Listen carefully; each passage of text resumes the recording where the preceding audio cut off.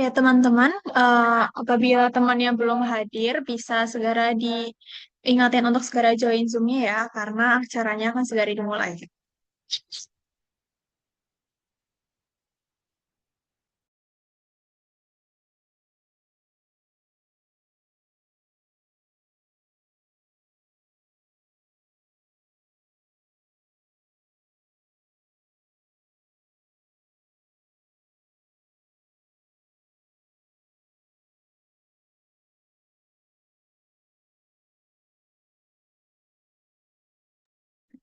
Assalamualaikum warahmatullahi wabarakatuh. Selamat malam teman-teman semua. Puji syukur kita panjatkan kehadirat Allah Subhanahu wa taala atas segala rahmat dan karunia-Nya supaya kita bisa berkumpul pada malam hari ini dalam keadaan sehat dan dapat mengikuti BEM Study Hub dengan materi patologi umum pada malam hari ini. Perkenalkan, saya Dea selaku MC yang akan memandu jalannya acara pada hari ini. Sebelum memulai kegiatan, marilah kita berdoa menurut agama dan kepercayaan masing-masing agar acara pada malam hari ini dapat berjalan dengan lancar dan memberikan manfaat bagi kita semua. Berdoa dipersilahkan. Tidak ada kata cukup dalam berdoa, berdoa dapat disambung lain waktu. Selanjutnya, saya akan membacakan susunan acara pada malam hari ini.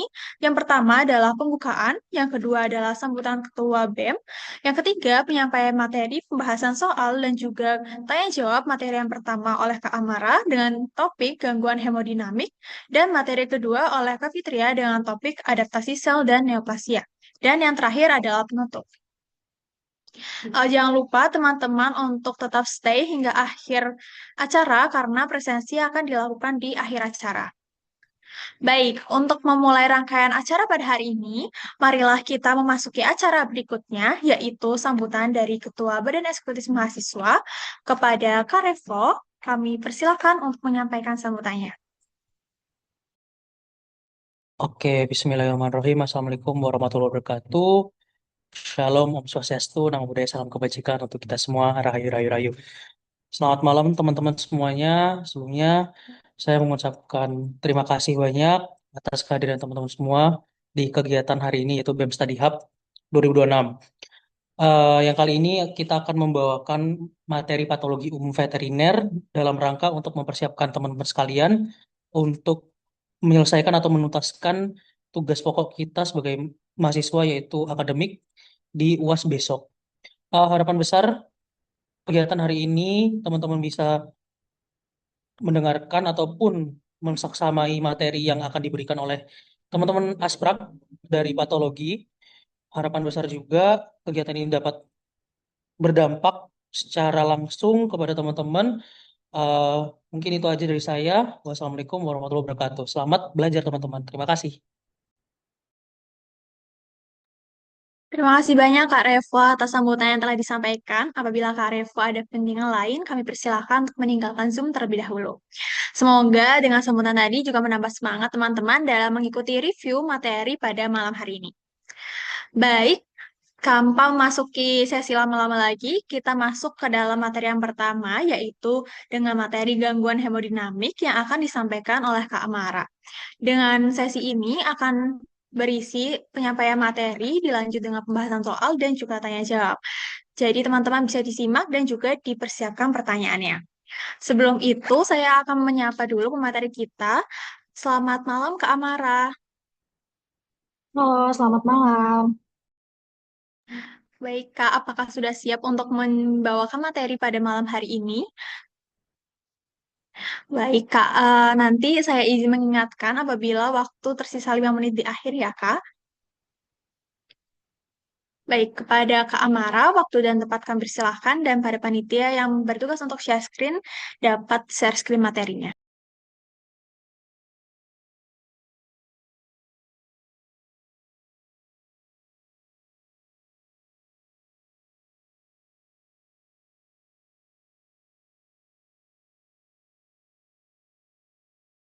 Oke, baik. Terima kasih untuk kesempatannya pada malam hari ini. Mungkin langsung aku mulai aja.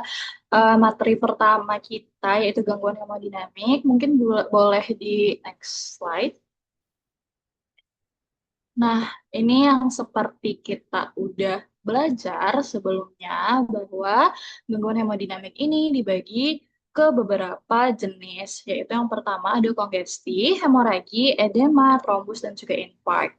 Nah, kalau kongesti ini seperti yang sudah kita pelajari juga bahwasanya artinya terjadi akumulasi dari eritrosit atau darah itu di dalam pembuluh darah yang berlebihan. Nah, dia juga bersifat pasif, berbeda dengan hiperemia yang aktif, yang mana biasanya disebabkan Disebabkan oleh oleh obstruksi. obstruksi, mantul suaranya, oke, yang disebabkan oleh obstruksi di depannya, lalu terjadi timbunan di belakang dari si obstruksi tersebut dan disebut kongesti. Nah, pada kongesti ini biasanya terjadi peningkatan tekanan hidrostatik dan juga penurunan tekanan osmotik yang akhirnya menyebabkan edema. Sehingga jika kalian melihat ada preparat kongesti, biasanya disertai adanya edema di sekitar pembuluh darah tersebut. Lalu yang kedua ada hemoragi, yaitu keluarnya darah dari pembuluh darah. Nah, hemoragi ini dibagi berdasarkan ukuran dan juga letaknya secara makroskopis,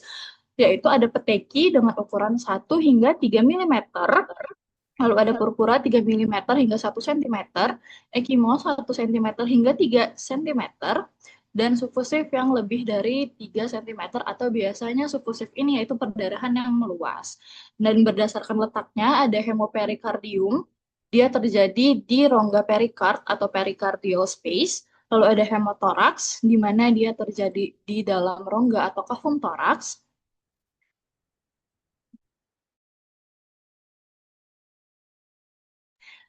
Oke, mohon maaf aku lanjut. Selanjutnya ada hemoperitoneum, yaitu akumulasi darahnya terjadi di rongga peritoneum atau kafum abdomen. Selanjutnya ada edema. Nah, edema ini nantinya ketika kalian uprak, itu preparat mikrosnya kemungkinan besar kalian tidak akan menjawab itu edema. Karena nantinya jika kalian melihat preparat itu mirip edema, lebih baik aku sarankan juga itu kalian jawabnya bisa ke radang fibrinus aja. Karena biasanya disertai ada sel-sel radang kan di sekitarnya. Nah, itu radang fibrinus. Nah, selanjutnya kalau edema ini berarti kan dia keluarnya plasma cairan atau plasma darah itu dari eh, apa pembuluh darah ke jaringan. Nah, edema ini berdasarkan letaknya juga secara makroskopis dibagi menjadi 4 jenis, yaitu ada hydroperitoneum atau asites, seperti yang sebelumnya, hydroperitoneum. Peritoneum berarti dia terakumulasinya di rongga abdomen, lalu hydrotoraks pada rongga toraks, hydroperikardium pada rongga perikard atau pericardial space, dan chylothorax. Kalau chylothorax ini berarti yang terakumulasi adalah chyle atau cairan limfe. Selanjutnya ada trombus. Kalau trombus ini berarti adanya massa asing atau seperti emboli gitu, tapi dia masih menempel di pembuluh darah. Selanjutnya ada infarct, yang mana infarct ini yang sebelumnya kalian kenal dengan nekrosis koagulasi. Kalian eh, wajib jawab ke infarct kalau kalian lihat di uprak nanti, karena untuk diagnosa morfologinya kita pakai yang terbaru gitu. Mungkin langsung next aja. Oke, yang pertama secara mikroskopis di sini kita bahas sedikit mengenai kongesti. Kongestinya pada hepar bisa kalian lihat ada dua preparat, yang satu preparat normal dan satunya adalah preparat yang mengalami kongesti. Nah, di sini bisa kalian lihat terjadi akumulasi darah berlebih, di dalam si sinusoidnya. Nah, di sini terjadi akumulasi darah berlebih di dalam sinusoid, yang mana seharusnya si antar sinusoid itu jaraknya kecil seperti di bagian yang normal ini. Ini sinusoidnya, dia harusnya normal seperti ini. Di sini malah dia berdilatasi dan akhirnya terakumulasi darah lebih banyak di area tersebut. Sesuai dengan deskripsi lesinya, nanti untuk kalian jawab ketika uprak, itu sesuaikan dengan apa yang kalian lihat di sini. Di sini kan dia terakumulasinya tuh gak ada di dalam central vein, maka deskripsi lesinya juga disesuaikan. Tapi nanti jika kalian uprak, kalian melihat itu ada akumulasinya di dalam central vein, maka kalian jawab sesuai DL tersebut. Kalau misal kalian cuma ngafalin DL tapi tidak sesuai dengan preparat yang kalian lihat, maka ya bakal disalahin gitu, nggak ada keringanan dari kita.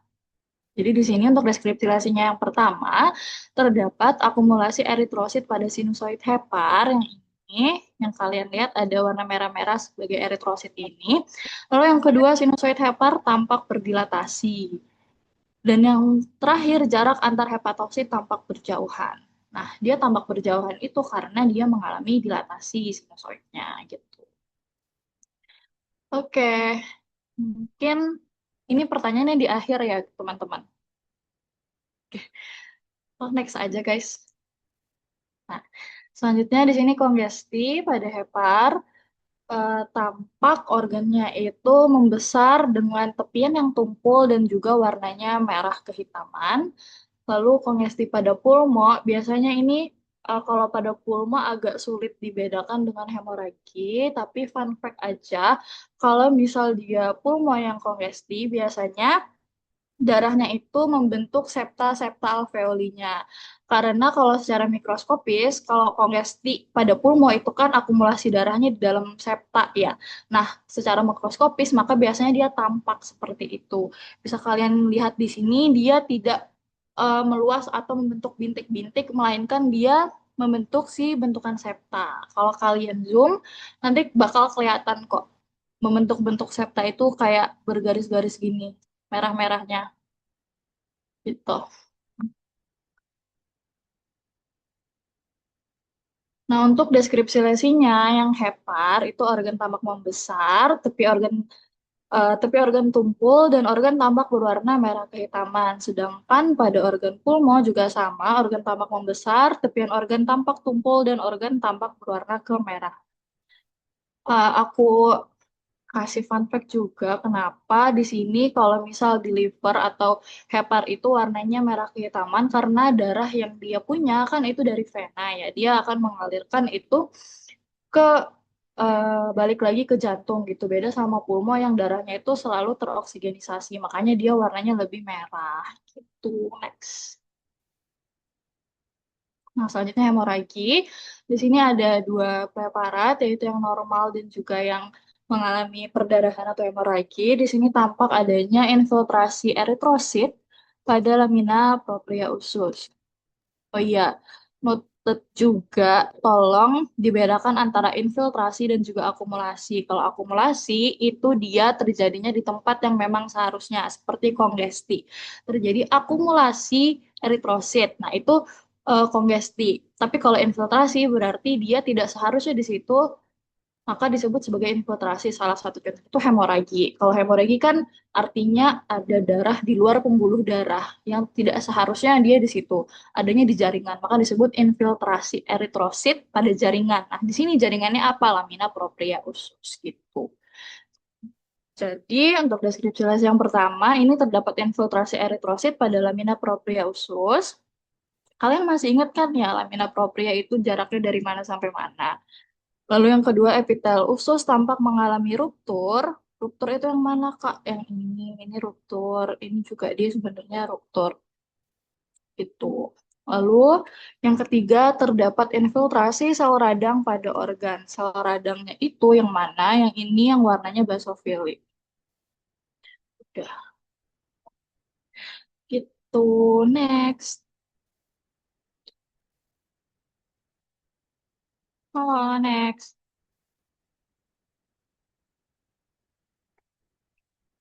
Oke, selanjutnya hemoragi secara makroskopis. Di sini tampak adanya yang sebelah kiri ya, yang peteki, purpura, dan juga ekimos pada organ kulit. Peteki dengan ukuran 1 sampai 3 mm, lalu juga ada purpura 3 mm hingga 1 cm, dan ekimos yang berukuran 1 sampai 3 cm. Nah, di sini tampak si ekimos ini warnanya agak gelap, lebih gelap dibanding yang lain. Karena biasanya dia akumulasi darahnya kan banyak. Dan itu biasanya lebih dulu terakumulasi daripada tempat-tempat seperti yang dia mengalami peteki. Makanya darahnya itu biasanya sudah teroksidasi atau dia menghitam gitu. yang biasanya dia itu dikit-dikit dulu kan. Nah, tapi seiring berjalannya waktu dia terakumulasi lebih banyak, terus tempat lain baru muncul hemoragi yang lebih kecil, maka daerah yang sudah lebih dulu mengalami hemoragi yaitu bagian ekimos ini akhirnya melebar, dia darah yang ada di situ teroksidasi gitu. Lalu yang sebelah kanan ini pulmo sufusif untuk perdarahannya itu meluas, sangat-sangat meluas. Bisa kalian lihat di sini darahnya juga sudah teroksidasi, warnanya hitam, merah kehitaman. Di sini juga organnya sudah berwarna hitam karena dia emang hemoragi di dalamnya. Beda kalau dia kongesti warnanya lebih merah, tapi di sini dia hemoragi makanya warnanya hitam. Di bagian sini juga dia hemoragi. Nah, kalau dari sini kalian pasti bisa membandingkan perbedaan kongesti dan juga hemoragi pada organ pulmo. Ini aku bacain, terdapat perdarahan sufusif pada permukaan organ, yang mana yang ini, dan yang ini juga dia sufusif.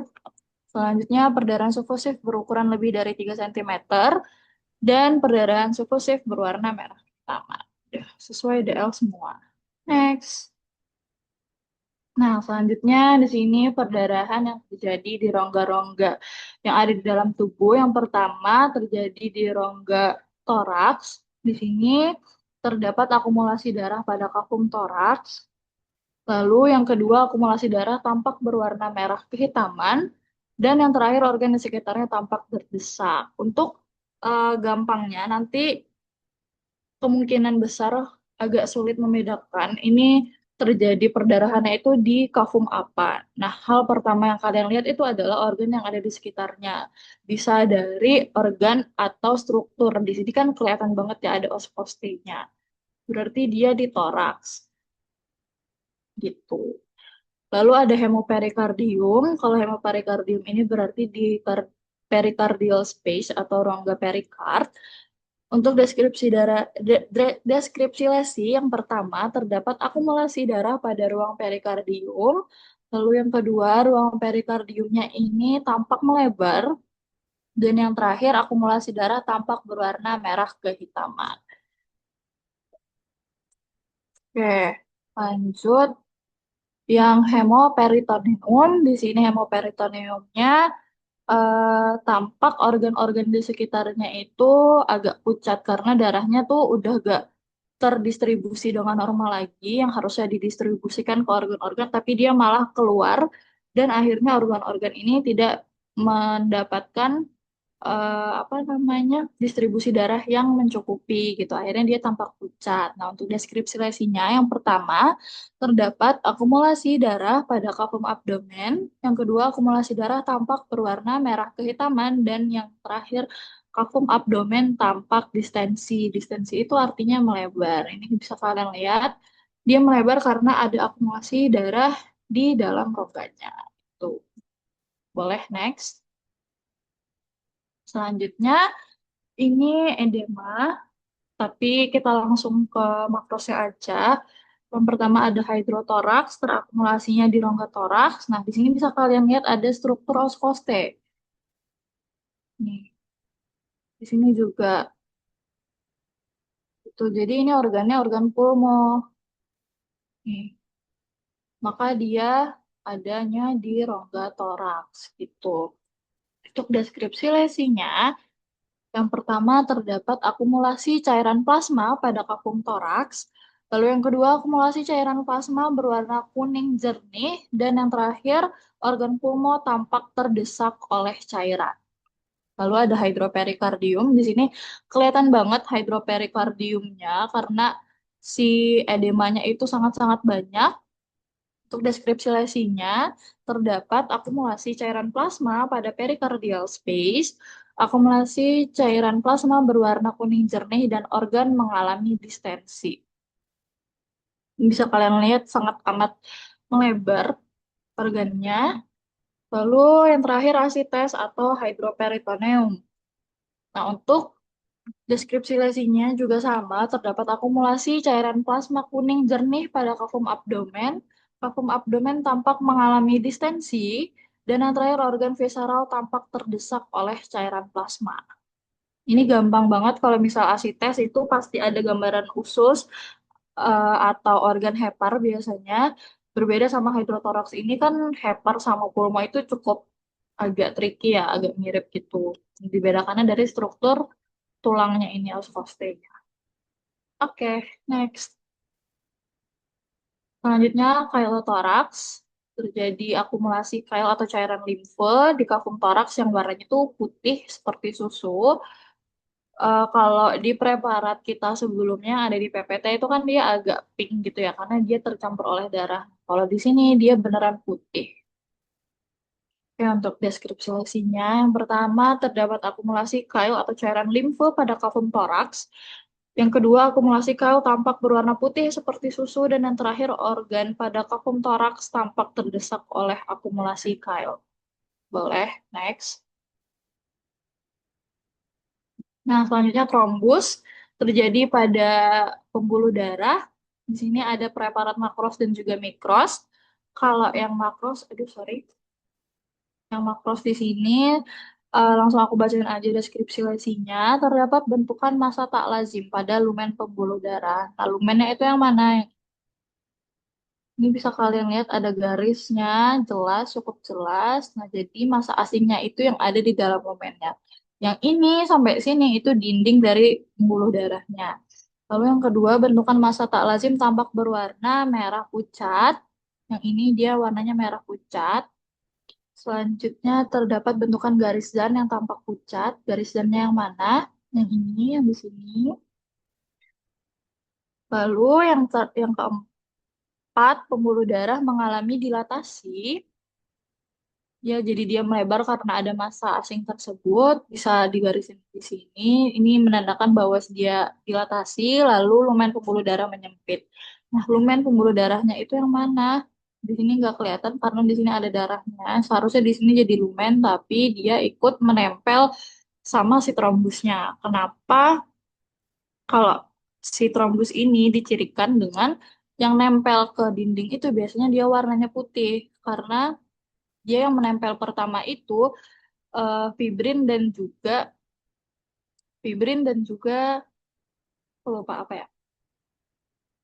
Pokoknya dia ada struktur yang gak ada hemoglobinnya, bukan eritrosit, makanya dia warnanya lebih pucat di sini. Yang nempel duluan itu bagian yang pucat ini. Tuh. Oke, aku next ke yang mikros.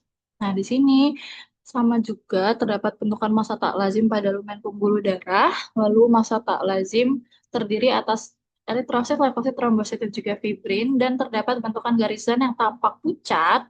Garisannya yang mana? Ini sebenarnya garisan. Sampai sini itu garisan. Lalu yang terakhir lumen pembuluh darah menyempit. Lumen pembuluh darahnya menyempit karena ada si massa tersebut. Eh, Diingat juga, perlu diingat kalau trombus itu dia selalu nempel dengan dindingnya ini, dengan dinding pembuluh darahnya ini. Kalau dia gak nempel berarti dia jadinya embolus. Boleh, next. Selanjutnya ini infarct pada jantung. Nah, di sini jelas banget infarktnya warnanya pucat. Jadi, deskripsi yang pertama terdapat zona infark. Zona infark tampak berwarna pucat, zona infark berbatas jelas, dinding otot jantung menebal, dan terdapat hemoragi pada otot jantung. Hemoraginya yang ini, yang dia warnanya lebih gelap. Selanjutnya, kalau yang mikroskopis terdapat zona demarkasi. Nah, zona demarkasi ini adalah zona yang membatasi dua jenis jaringan yang berbeda. Di sini dia sudah membentuk jaringan ikat atau jaringan parut, tapi di sini dia masih membentuk sabut-sabut otot. Yang mana sabut-sabut otot ini dia sudah ada beberapa yang mengalami uh, infark atau sudah nekrosis koagulasi gitu.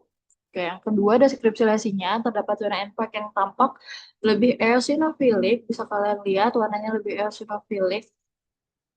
Terus dia sabutnya nggak seragam lagi, dia biasanya udah kecil-kecil, udah agak atrofi.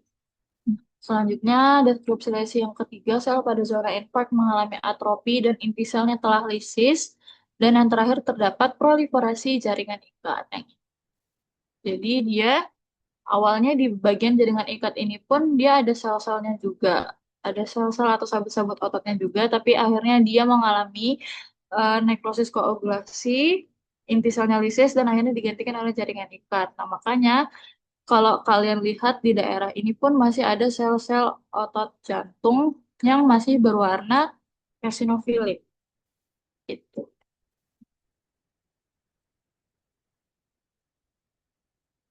Oke, boleh next.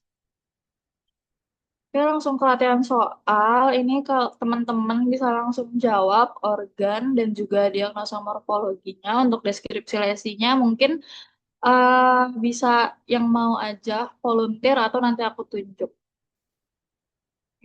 Next, boleh? Ada yang tahu organ dan diagnosa morfologinya.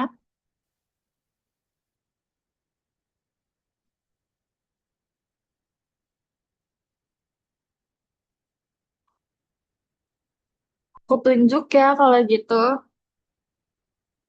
Ada yang mau jawab gak?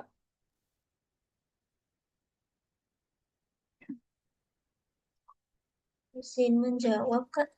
Boleh. Nah, Organnya itu kafum toraks. eh, kayaknya kurang tepat. Bisa kalian lihat ya. Ini daerah sini, ini otot pectoralis. Berarti daerah sini apa? Ini apa? Abdomen. Ya, abdomen. Hmm, Jawabannya jadinya kafum abdomen. ya, DM-nya. Terdapat akumulasi cairan di kafum abdomen. Apa namanya? Asites. Yes, betul. Boleh DL-nya sekalian. Nah, akumulasi cairan berwarna kuning jernih. Hmm. Terus apa lagi? Apa lagi ya? Dan visceral tampak terdesak oleh cairan plasma. Oke, boleh. Atau bisa organ tampak distensi atau melebar. Oke, good. Thank you ya. Siapa namanya? Aina. Oke, thank you. Ain. Boleh, next.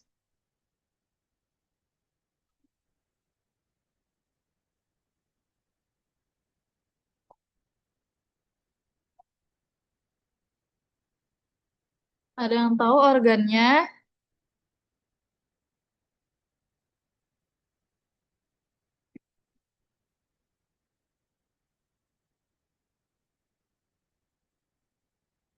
Gampang, guys. Ini mirip sama preparat yang udah aku jelasin sebelumnya. Sama, organnya sama. Preparatnya mirip, DM-nya sama.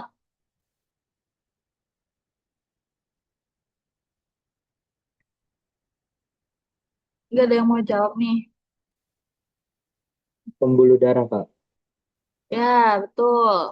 DM-nya.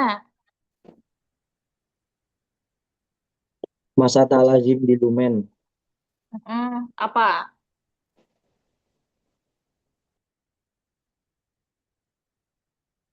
Apa namanya? Masalah lazim. Tembus. Iya, benar.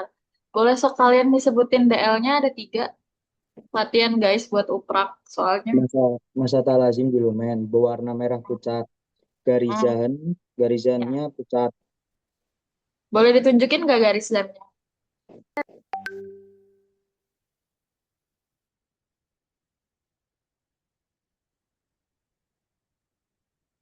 Ayo, apa tadi yang jawab? Zaki ya. Gimana, Kak, nunjuknya? Kan noted bisa gak digarisin aja. Oh, ini bukan. Yang mana ini ada 2 garis?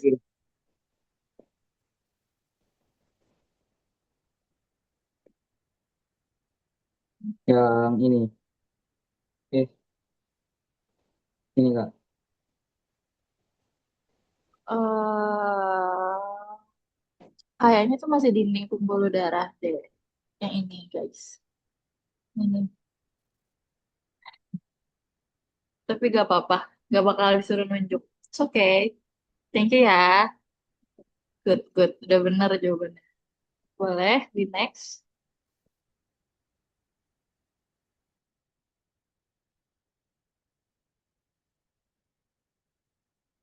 Boleh, next.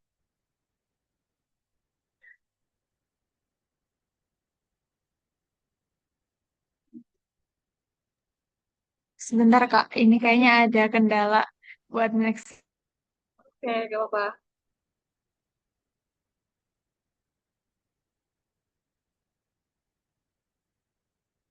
Ah,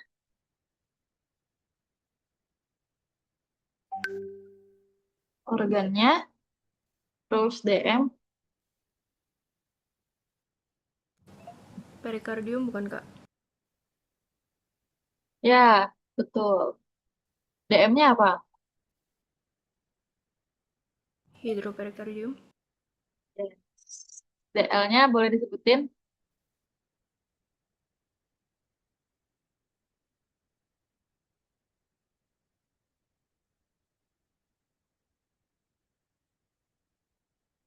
Ayo, guys. Ada akumulasi cairan plasma. Terus,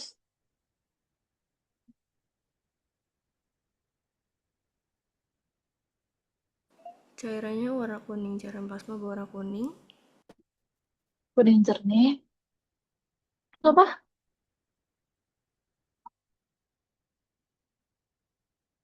Ya, organ tampak terdistensi. Oke, thank you. Boleh next. Izin bertanya, kalau kayak gitu dijawab organnya jantung apa salah? Perikardium. Oh, kalau jantung berarti salah ya? Enggak sih, enggak salah. Karena masih bagian dari jantungnya. Ya, oke Kak. Oke, tapi lebih baik dijawab perikardium ya, karena sesuai DM hidroperikardium. Berarti yang terdampak itu perikardiumnya. Oke, boleh next.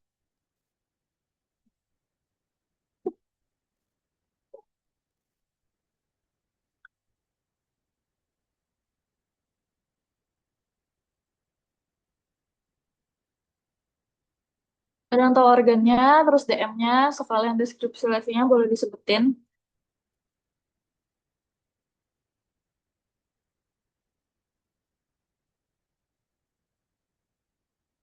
Ini ada organ apa? Nih,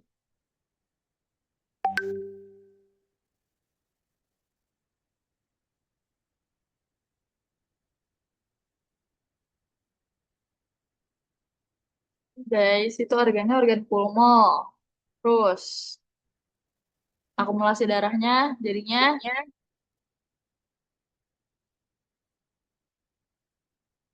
Hemotoraks bukan Kak?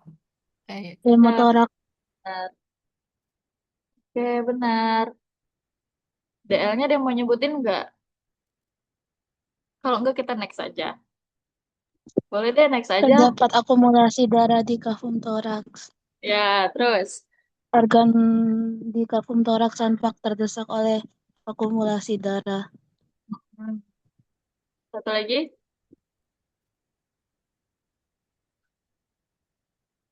Organ tampak pucat, nggak tahu sih. Oke, boleh, gak apa-apa. Boleh, next. Thank you ya.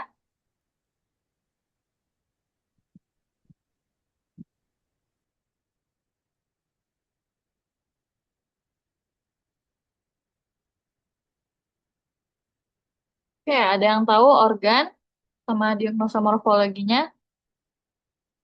Dilihat ini apa strukturnya, terus ada apa di antara struktur itu. Boleh DM dulu deh kalau nggak tahu organnya, kalau nggak yakin. Otot jantung. Dilihat lagi kalau otot jantung itu intinya ada di mana. Kalau ini intinya ada di tepi.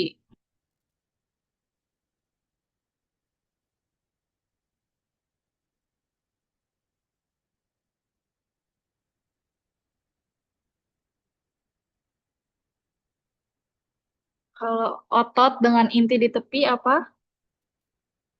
Skelet. Ya. Terus DM otot skelet. Terus diagnosa morfologinya apa?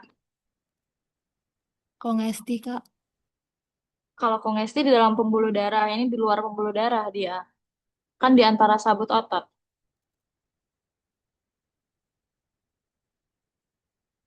Dia keluar dari pembuluh darah.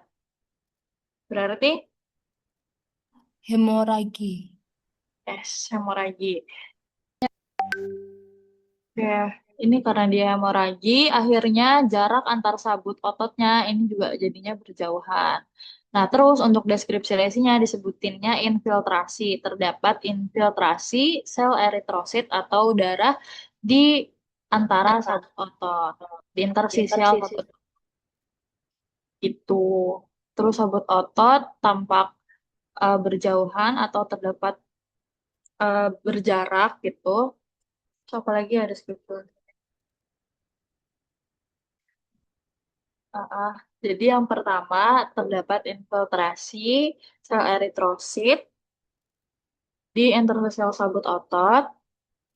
Lalu yang kedua, eh, apa tadi? Sabut otot skelet tampak berjauhan. Lalu interstisial sabut otot jantung tampak melebar. Oke, boleh next.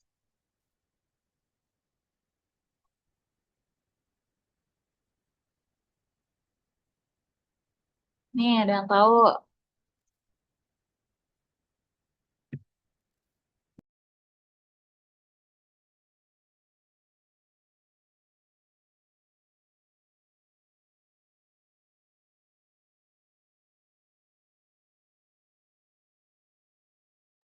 Ada yang tahu organnya sama DM-nya? Organnya jantung bukan Kak? Betul. Terus DM-nya? Infak. Betul. Jadi dia kenapa dia infarct? By the way, ini potongannya bukan melintang, tapi membujur. Makanya arah sabutnya dia lurus-lurus. Terus kelihatan di sini ada daerah yang terputus-putus juga, gitu. Jadi dia ini infarct dan di sini sudah terjadi proliferasi dari jaringan ikat di bagian sini. Ini kalau kalian lihat dia ada gelombang-gelombangnya itu sabut kolagennya dari si fibroblast.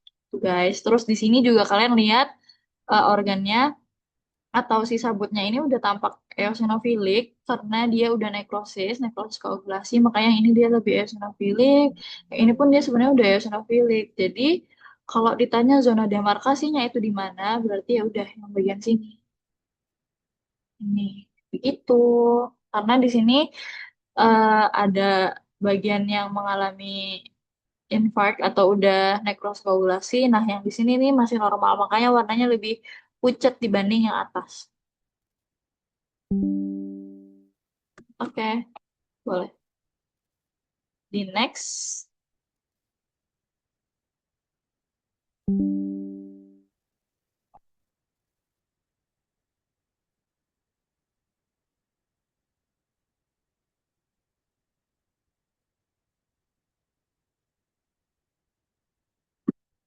Ini yang bukan yang ditunjuk ya guys, tapi satu lapang pandang ini paling banyak apa?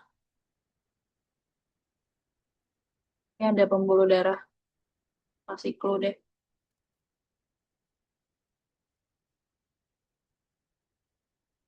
Jadi organnya pembuluh darah.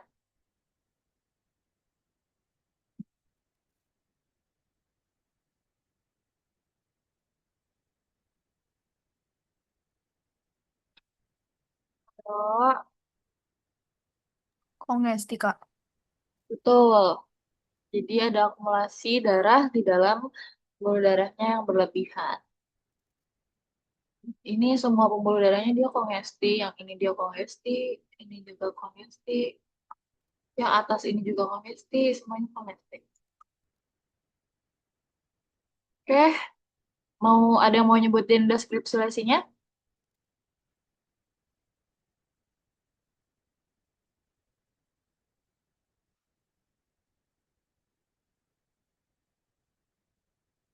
Terdapat akumulasi eritrosit pada apa itu pembuluh darah. Ada Terus lumen pembuluh darah, ya, terus terus pembuluh darah tampak berdilatasi. mm-mm. Terus apa ya Kak? Lumen pembuluh darah tampak menyempit. Oke, thank you ya, udah bagus. Next, nih itu ada yang tahu apa? Dia ada di dalam lumen pembuluh darah juga. Emboli bukan nggak? Kita kita nggak belajar emboli, jadinya apa? Bagus. Yes, trombus. Ini kalau kalian zoom ya, itu dia nempel kok sama dindingnya. Tapi kayaknya ini pewarnaannya bukan pakai HE. Ini di sini. Yuk, kayak gitu. Nah, terus kalau kalian lihat kan di sini warnanya yang di sini tampaknya lebih eosinofilik gitu ya. Jadi garis dananya itu yang ini. Itu. Dari sini sampai sini kemungkinan itu yang masa awal trombusnya.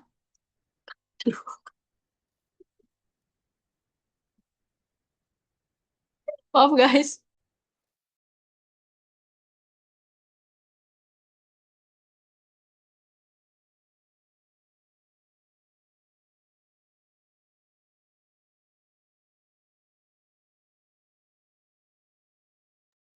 Oke, sorry guys, aku lanjut. Maaf ya. Ada tiba-tiba ada kaki di belakang aku.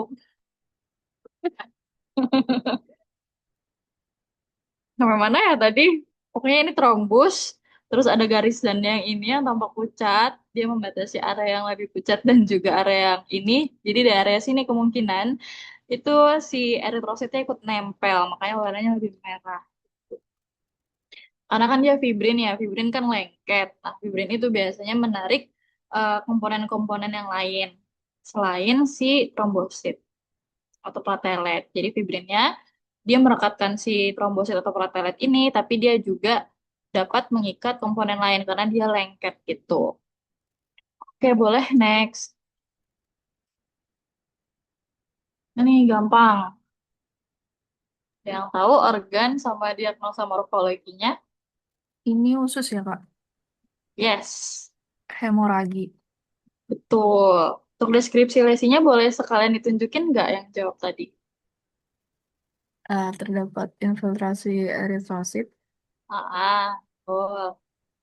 Terus epitel ususnya tampak ruptur. Ya, terus yang terakhir? Sama terdapat infiltrasi sel radang. Oke, betul. Yang rupturnya yang mana? Boleh dibuletin nggak atau ditunjuk? Yang ini bukan Kak?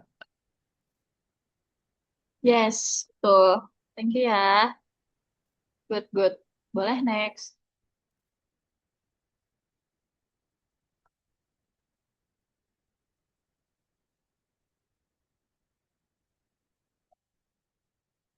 Yang tahu ini apa? Ini sebenarnya ada dua DL ya yang ini. Terus lihat di sininya berjarak. Ada yang tahu?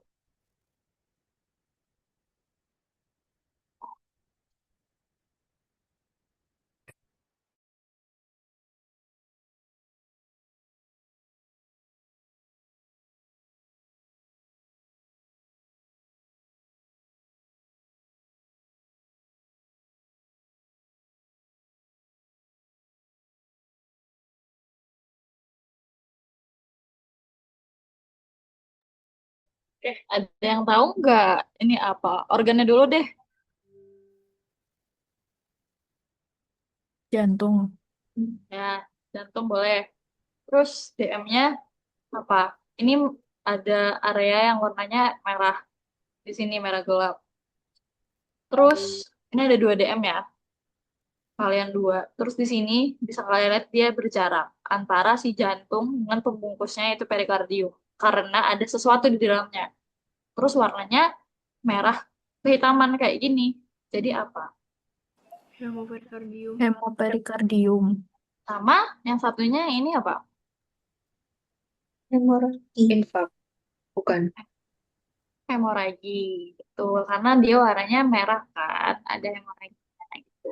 Bener, jadi dia hemoperikardium. Sebenarnya ini saling berkaitan ya guys. Ini ventricle itu sebenarnya sobek. Jadi darah yang ada di dalam lumen ini dia keluar. Terus terakumulasi di rongga ini.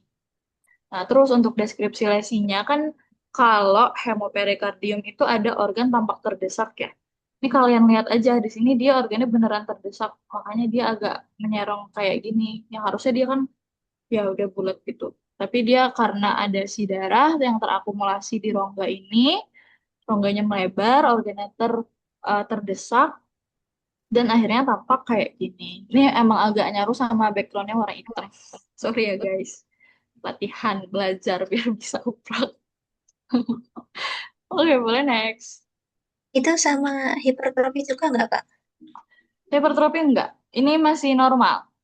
Ini Oh, kalau lumennya kan masih ada, masih kelihatan, nggak mengecil. iya, Kak.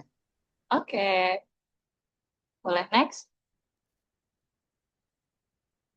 Udah, udah ya, dikit banget. Sampai sini ada yang ingin ditanyakan nggak teman-teman? Boleh. Yang inter Yang juga boleh tanya nanya. Kak, Boleh. eh, ini mekanisme otak kalau yang sebelum-sebelumnya tuh PPT gitu atau ke lab kok kita latihannya pakai makroskopis. Gimana gimana suaranya agak putus-putus. Kalau uprak itu mekanismenya PPT atau ke lab Kak? Kok tutornya ada kayak makroskopis lumayan. eh Nanti kayak sama kayak kalian praktikum untuk upraknya. Jadi kalian lihat di mikroskop untuk preparat mikros, kalian jawab di lembar jawaban, terus juga ada preparat makros. Preparat makrosnya nanti di kertas juga kayak kalian praktikum biasa. Gitu. Oh, makasih Kak. Eh, yang lain gimana? Mau bertanya, Kak, tentang hemotoraks di soal nomor 4, Mm-mm. itu organnya pulmo, Kak?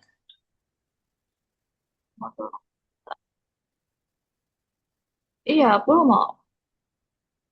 Bukan kafum toraks. Oh, organnya, organ. Aku pikir yang ininya, organnya iya kafum toraks. Aku Oh pikir ya, yang oke. ini, guys. Nah, ininya pulmo. Oh Oke, ya, ada lagi. Sorry ya, kalau agak miskop.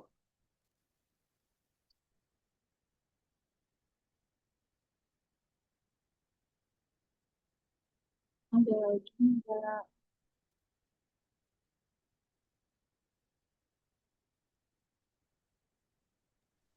Teman-teman yang mau bertanya boleh banget langsung mic aja, nggak apa-apa.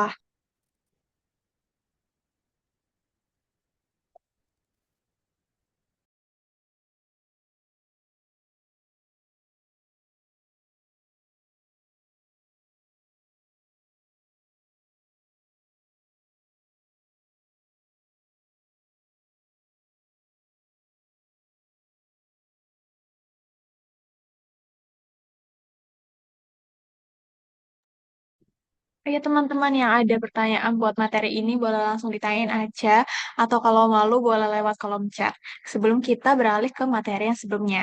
Selanjutnya.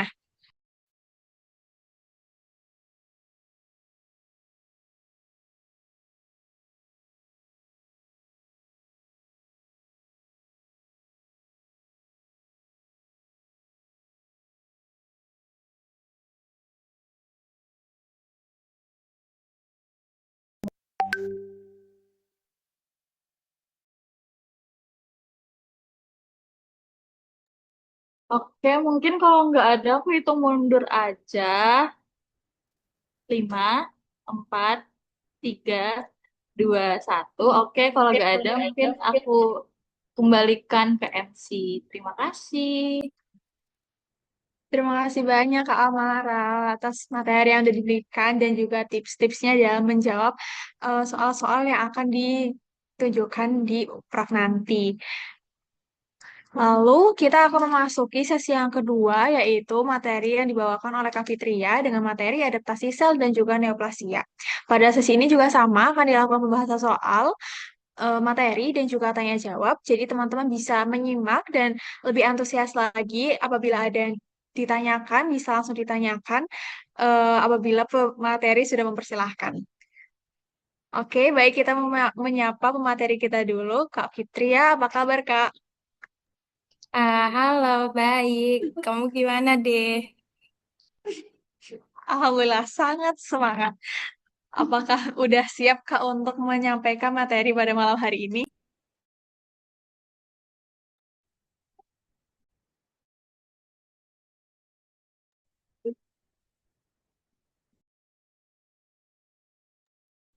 Oke, udah siap. Baik, terima kasih banget Kak Fitria. Langsung aja kita yang pertama pemaparan materi terlebih dahulu kepada Kak Fitria. Waktu dan tempat kami persilahkan. Fungsional. Oke, terima kasih deh atas kesempatannya. Ntar ya, aku share screen dulu.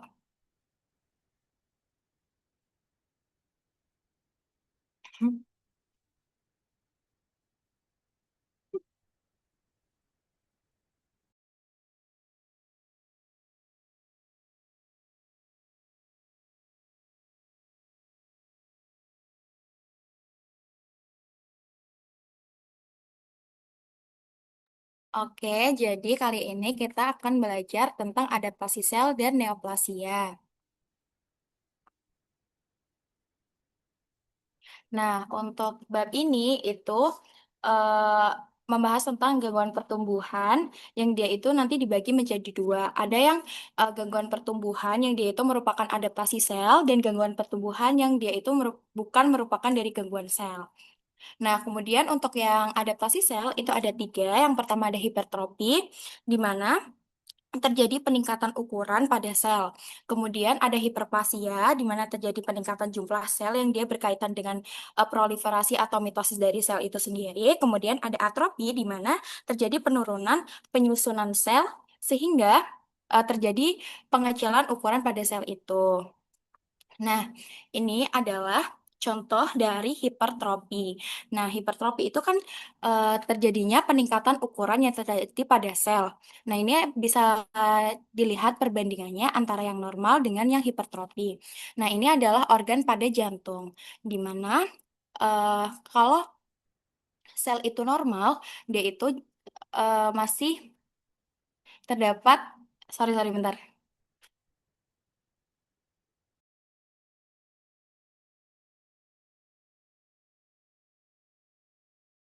Oke, jadi ini adalah perbedaan otot jantung dengan yang normal dengan yang hipertrofi. Karena hipertrofi itu terjadi pembesaran, maka pada preparat yang kanan itu terlihat dari sabut-sabut otot jantung yang dia kelihatan membesar, ditandai dengan eh, melebarnya atau sorry, ditandai dengan menyempitnya otot jantung. Menyempitnya jarak antar sabut otot jantung. Nah, kalau sebelah kiri ini kan dia normal, kelihatan kalau jarak antar sabut otot jantung tuh kelihatan normal yang bagian sini. Ini terlihat normal. Kemudian pada yang kanan itu terlihat sempit, bahkan nggak semua sabut otot jantung itu memiliki jarak. Cuma hanya ada beberapa, contohnya ini, kemudian ini. Yang lain itu saling berdempetan karena kan dia membesar. Kemudian, untuk mengidentifikasi kenapa ini otot jantung, ingat bahwa otot jantung itu dia itu bercabang dan intinya berada di tengah. Nah, kalau kita lihat di preparat yang sebelah kanan, itu terdapat percabangan dari otot jantung yang bagian ini. Ini adalah gambar percabangan dari otot jantung. Kemudian yang ini juga percabangan. Kemudian yang paling khas dari hipertrofi otot jantung itu adalah inti sel dari otot jantungnya itu tampak membesar dan kayak memanjang gitu. Jadi yang bulat-bulat, yang dia lonjong-lonjong di tengah, ini semuanya adalah inti sel dari otot jantung gitu.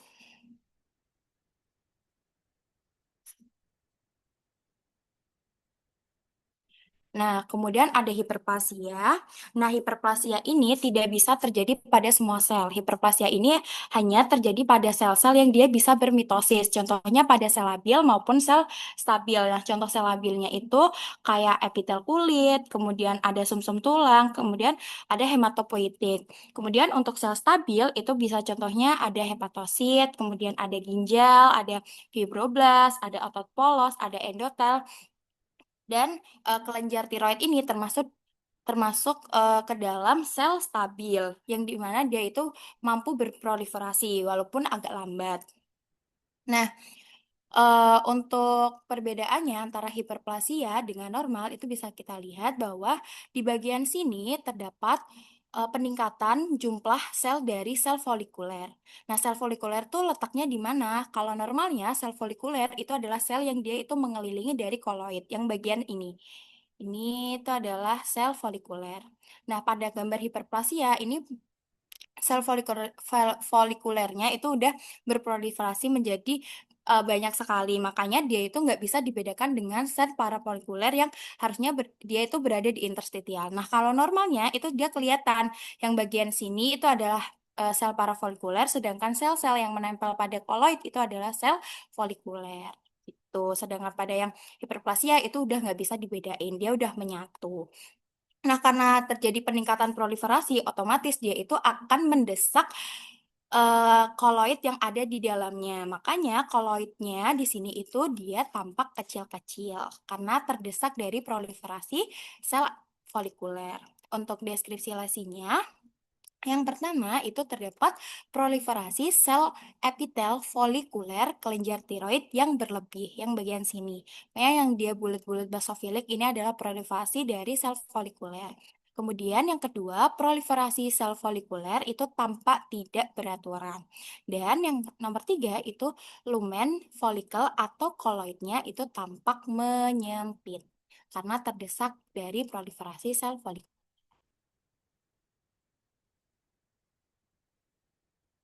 Oke. Nah, kemudian ada atropi. Atropi ini kan pengecilan atau penyusutan ukuran dari sel. Makanya pada gambar yang kanan ini terlihat bahwa ukuran selnya itu mengecil. Kemudian bisa dilihat juga dari jarak sinusoidnya. Sinusoid di sini yang di kanan sama di kiri itu berbeda. Yang di kiri itu tampak normal. Kemudian sel-selnya juga tampak normal, sel-selnya ini dia saling apa ya, saling berhubungan, kemudian jaraknya juga dekat. Sedangkan atropi karena dia terjadi penyusutan ukuran sel, maka jarak antar sel hepatositnya dia itu tampak berjauhan. Serta terjadinya dilatasi dari sinusoidnya. Sehingga sinusoidnya itu tampak melebar yang bagian sini. Ini juga sinusoid, dia juga melebar selebar ini. Nih, itu. Nah, untuk DL-nya itu yang pertama, ukuran hepatosit tampak mengecil. Kemudian yang kedua, jarak antar hepatosit itu tampak berjauhan. Dan yang nomor tiga, itu sinusoid hepar tampak melebar atau dilatasi.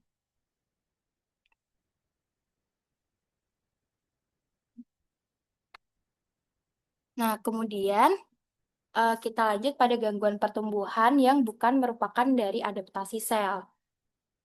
Nah, untuk yang bukan merupakan adaptasi sel itu dibagi menjadi dua. Ada yang neoplasia, ada yang non-neoplasia. Untuk yang neoplasia itu ada benign sama malignan. Yang benign ini adalah yang jinak bahasa awamnya. Kemudian yang malignan itu yang ganas. Untuk yang benign contohnya ada papiloma atau biasanya disebut dengan kutil. Kemudian ada leiomyoma yang terjadi pada otot polos dan fibroma yang terjadi pada fibroblast. Kemudian untuk yang malignan itu ada melanoma. Melanoma ini terjadi pada sel-sel melanosit yang dia itu mengalami invasi yang awalnya dia di epidermis, kemudian dia berproliferasi berlebih sampai dia mengadakan invasi masuk ke dalam masuk ke dalam dermis. Kemudian di dalam dermisnya dia itu akan mengeluarkan sel-sel pigmen yang berasal dari sel melanosit itu sendiri. Kemudian ada fibrosarkoma, ini bentuk malignannya dari fibroma. Kemudian ada squamous cell carcinoma yang dia itu berada di lapisan kulit gitu.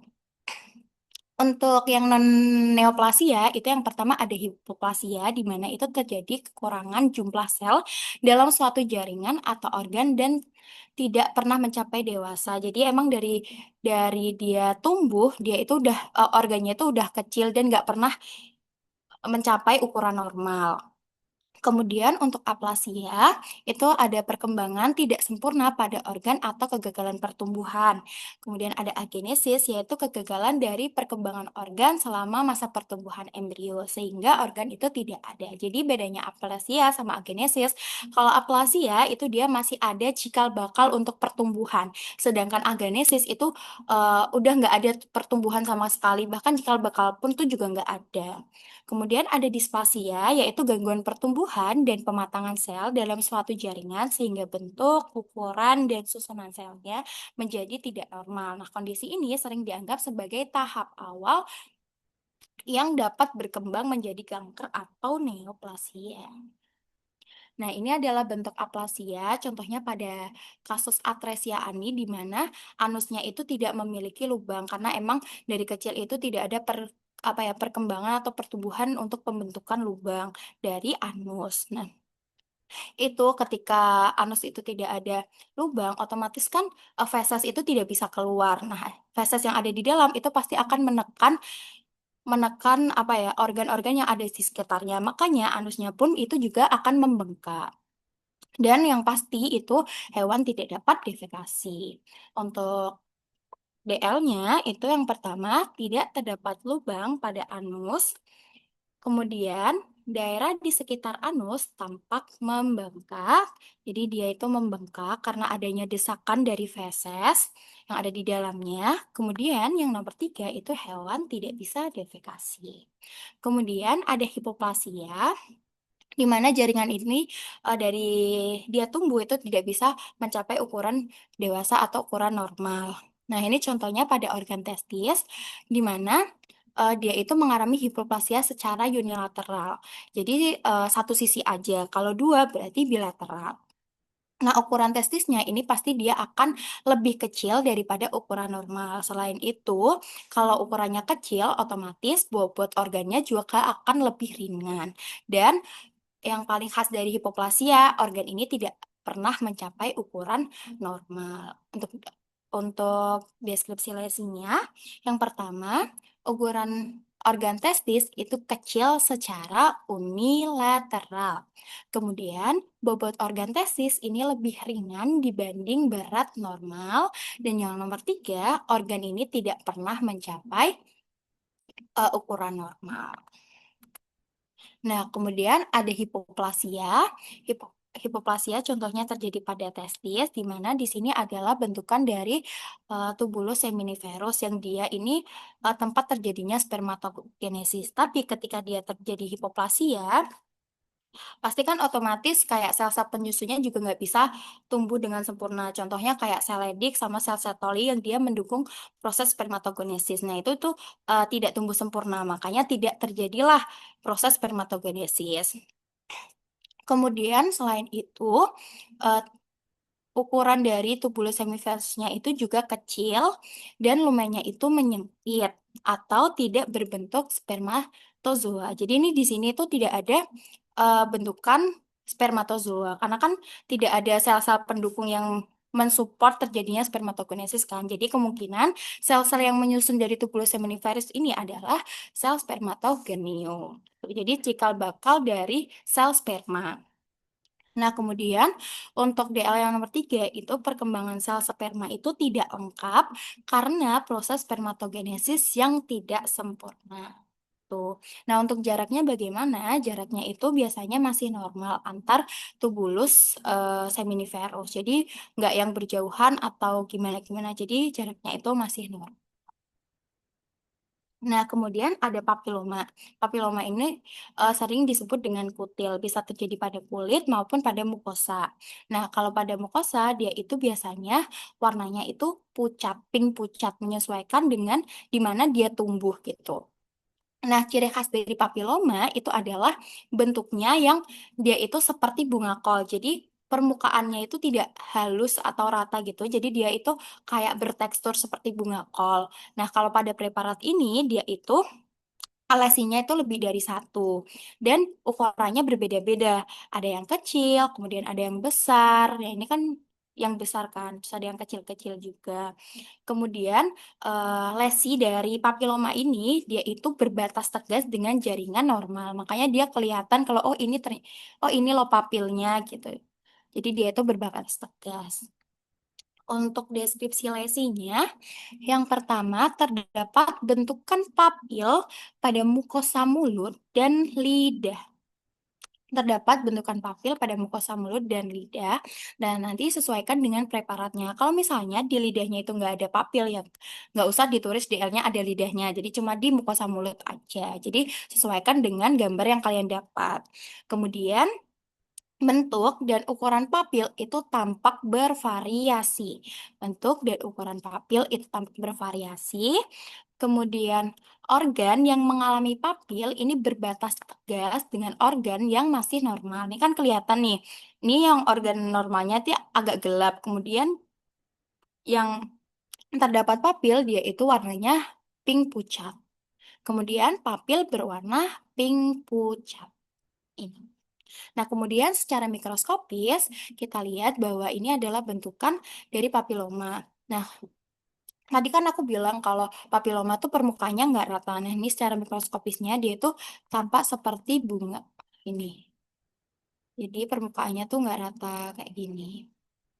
Ini yang menyebabkan dia permukaannya kayak bertekstur gitu. Nah, kemudian pada kasus papiloma yang berproliferasi lebih itu adalah bagian epidermis stratum spinosum.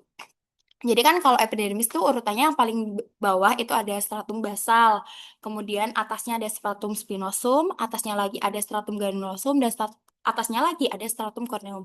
Nah, yang berproliferasi pada kasus papiloma itu adalah stratum spinosum. Yang dimana ini, jadi stratum spinosum tuh yang ini, yang dia warnanya pink pucat.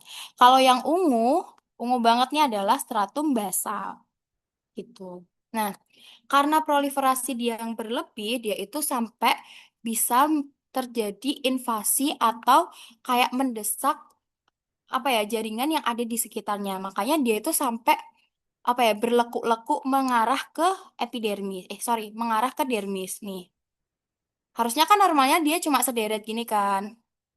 Nah, gini ini epidermis, kemudian di sininya ini epi, terus yang bawahnya dermis kan. Nah, normalnya kan seperti ini. Tapi karena dia proliferasinya berlebih, dia itu sampai membentuk lekukan yang dalam menjorok ke dermis. Makanya pada DL nomor 3 itu disebutkan bahwa stratum spinosum itu tampak berlekuk-lekuk. Nah, selain stratum spinosum berleku-leku, ini dia itu menciptakan bentukan yang lain yaitu stratum papillare yang dia tampak menjorok ke dalam epidermis yang ini. Ini adalah stratum papillare yang tampak menjorok ke dalam epidermis. Ingat ya bahwa stratum papillare itu adalah bagian dari dermis bukan epidermis gitu. Terus yang paling khas itu adalah lapisan epidermisnya itu dia tampak menebal. Nih, sampai setebal ini. Terus yang ini apa? Yang ini tuh adalah lapisan dermis yang dia terjebak di dalam proliferasi sel stratum spinosumnya. Ini adalah lapisan dermis yang terjebak. Ini, ini, ini. Kemudian pada preparat ini kemungkinan ini adalah terjadi hemoragi karena dilihat dari sebaran eritrositnya. Eritrositnya ini terlihat dia menyebar di dermis. Nah, nanti misal kalian di preparat nggak ada bentukan hemoragi ya, di DL-nya nggak usah ditulis hemoragi. Tapi kalau di di preparatnya ada kongesti maupun hemoragi, nanti bisa kalian tulis sebagai deskripsi lesi. Itu.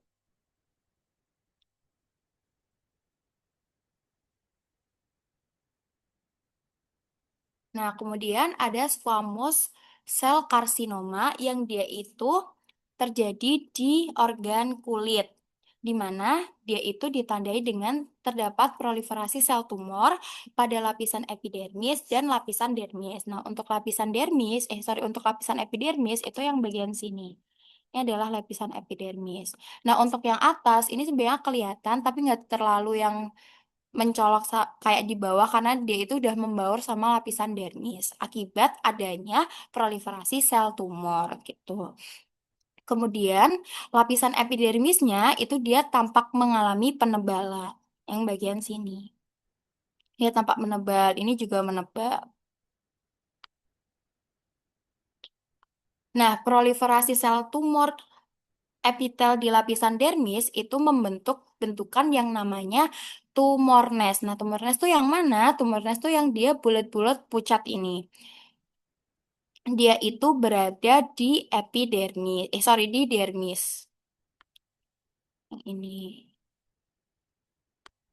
Kemudian di dalam tumor nest ini terdapat akumulasi keratin yang disebut dengan keratin pearl.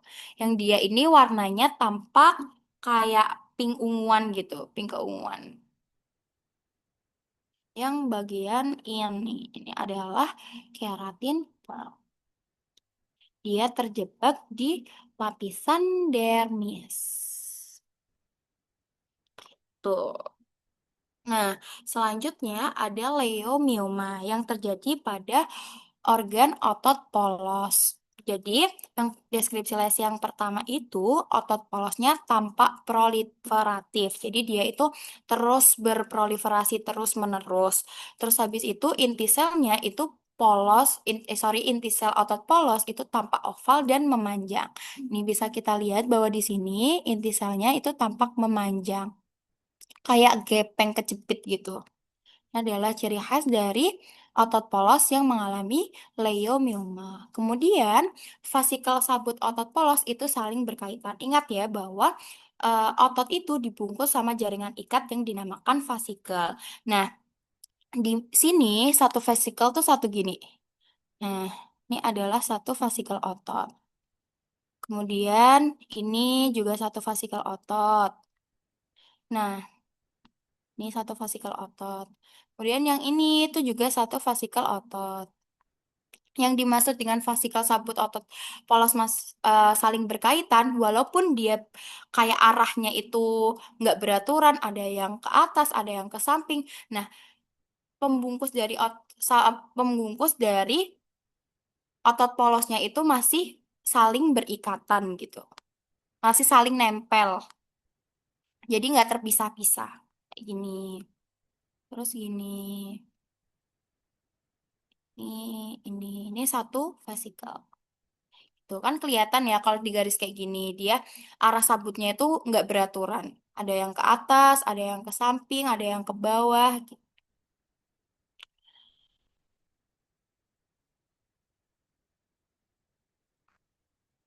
Oke, next. Jadi ini adalah perbedaan dari fibroma dan fibrosarkoma. Di mana kalau fibroma itu, aku dulu ingatnya kalau fibroma itu pokok intinya tuh masih normal ya, kayak inti pada biasanya. Di sini kelihatan kan kalau intinya itu dia masih kecil-kecil. Kemudian dia didominasi dengan warna yang eosinofilik karena terdapat kolagen yang matang yang ada di dalam sel fibroblasnya. Nah, kemudian dia itu polanya sirkuler. Jadi ini kayak ini satu bulatan, terus mana lagi ya? Ini juga satu bulatan. Ini juga satu bulatan. Sebentar. Ini satu bulatan. Jadi dia tuh polanya tuh kayak gini. Sirkuler, muter, muter, muter gitu. Itu ciri khas dari fibroma. Pokoknya kalau fibroma itu intinya masih normal, kemudian polanya dia itu sirkuler. Terus habis itu selnya itu kelihatan kayak gendut-gendut. terus didominasi sama sitoplasmanya. Nah, sedangkan pada fibrosarkoma itu dia didominasi dengan inti selnya. Nah, inti selnya ini udah mengalami pleomorfik. Apa itu pleomorfik? Pleomorfik itu adalah bentuk dari sel atau inti sel yang sudah tidak beraturan. Jadi ada yang ukurannya kecil, ada yang ukurannya besar, kemudian di arahnya juga udah nggak beraturan gitu. Nah, kalau kita lihat di gambar ini, dia itu bentuknya kayak duri ikan. Nih, kayak gini. Ini, terus kayak gini, ini, ini. Nah, itu bisa kayak jadi apa ya? Jadi acuan gitu loh kalau itu fibrosarkoma. Ini juga kelihatan. Ini gini, ini. Nah, yang paling khas itu sebenarnya pada intinya. Intinya tuh kelihatan besar-besar, terus habis itu kelihatan dia itu tampak lebih gelap daripada yang ada di fibroma. Sitoplasmanya juga nggak mendominasi. Gitu. Terus pada bagian ini itu terdapat kongesti. Kenapa ini kongesti? Kok nggak hemoragi? Coba kita lihat bahwa di sini masih ada selapis endotel yang dia itu merupakan penyusun dari pembuluh darah kapiler. Ini juga endotel. Jadi ini masuknya masih kongesti karena masih berada di dalam saluran sirkulasi darah gitu. Untuk deskripsi deskripsi lesinya yang pertama itu dia inti sel tampak pleomorfik. Kemudian yang kedua, sitoplasma sel tampak eosinofilik. Dan yang ketiga, arah sabut tidak beraturan. Yang ini yang seperti apa namanya duri ikan. Terus juga ada yang dia ke mana ya, ke sini.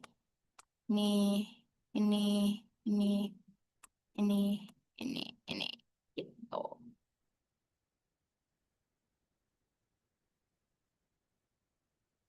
Nah, ini adalah malignan melanoma secara makros dan secara mikros. Nah, untuk secara makros, ingat ya bahwa melanoma itu adalah kanker yang disebabkan oleh sel melanosit. Nah, makanya lesinya itu dia berwarna hitam. Nah, ini terjadi pada kulit, di mana mukosanya itu dia tampak berwarna hitam, kemudian karena adanya melanoma kan jadi ada masanya kan, dia itu akan mengganggu dari struktur giginya. Jadi struktur giginya itu tampak berantakan. Yang ini. Dan aku garis. Yang ini. Ada yang ini. Kemudian untuk yang mikroskopis itu, jadi kan kalau sel melanosit itu kan sebenarnya dia berada di stratum granulosum yang ada di lapisan epidermis. Karena dia itu berproliferasi lebih, jadi dia itu mengalami invasi di lapisan dermis. Jadi untuk pembedanya, bentar. Jadi yang ini itu adalah lapisan dermis. Kemudian yang atas ini adalah lapisan epidermis. Nah, ketika terjadi malignan melanoma, sel melanosit itu akan menginvasi sel dermis dia akan menginvasi lapisan dermis yang ada di bawah lapisan epidermis. Kemudian, ketika dia udah menginvasi, dia itu akan menghasilkan pigmen melanin yang berwarna coklat kehitaman yang ini. Ini yang hitam, ini adalah pigmen melaninnya. Kemudian untuk selnya itu dia yang bulat-bulat kecil-kecil. Ini adalah sel melanosit.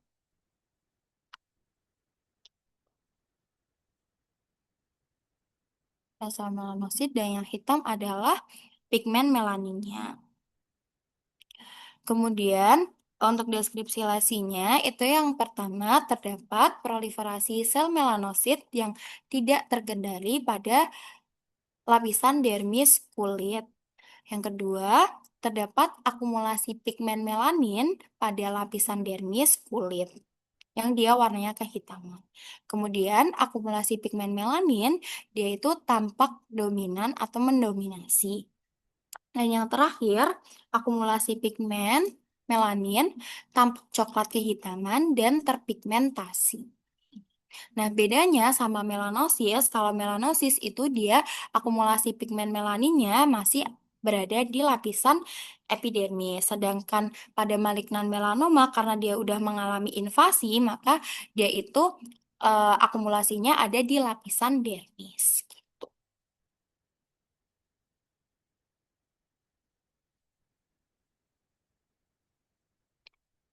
Oke, udah selesai untuk review materinya. Langsung kita ke latihan soalnya.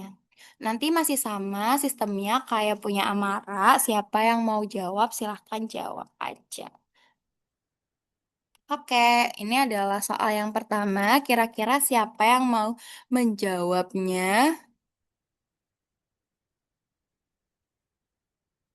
Silahkan. Eh, siapa yang mau jawab? Ayo, ayo buat latihan kalian pas uprak. Organnya kulit, Iya, benar, kulit. Terus habis itu DM-nya. squamous cell carcinoma, Oke, coba tunjukin eh apa ya DL-DL-nya. Sambil sebutin aja.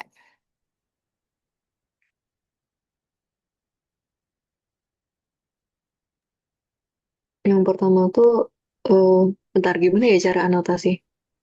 Bisa nggak? Oh itu. Itu kan ada proliferasi sel tumor di, ini kan, ini epidermis, ini dermis. Ah, ya Jadi benar. sel tumornya di sini di epidermis sama di dermisnya. Ini di dermis, mana sih? Ini di dermisnya. Terus Mm-mm, kemudian eh epidermisnya ini epidermisnya mengalami penebalan. mm-mm. Terus Terus, ini ada keratin pars. mm-mm. Terus kemudian bentukan tumor tuh namanya apa? Yang ada nes-nesnya tuh kah? Iya, apa namanya? Bentar. Tumor nes. Iya, benar. Oke, ada lagi? Udah sih. Oke, oke, terima kasih Vero. Jadi ini benar adalah squamous cell carcinoma yang terjadi pada kulit, ditandai dengan adanya penebalan lapisan epidermis, yang ini juga bisa. Kemudian yang ini juga bisa. Selain itu terdapat proliferasi dari sel tumor yang berada di epidermis maupun di dermis. Kalau yang ini dia itu masih di epidermis. Sedangkan yang ini terus ini sampai bawah ini adalah proliferasi sel tumor yang berada di dermis. Kemudian as- apa ya, bentukan proliferasi sel tumornya itu disebut dengan tumor nest. Nah, di dalam tumor nest ini tampak berwarna pink-pink, ini adalah akumulasi keratin yang disebut dengan keratin pearls. Gitu. Oke, aku next. Nah, ini kira-kira organnya apa, DM-nya apa, dan DL-nya gimana? Coba siapa yang bisa?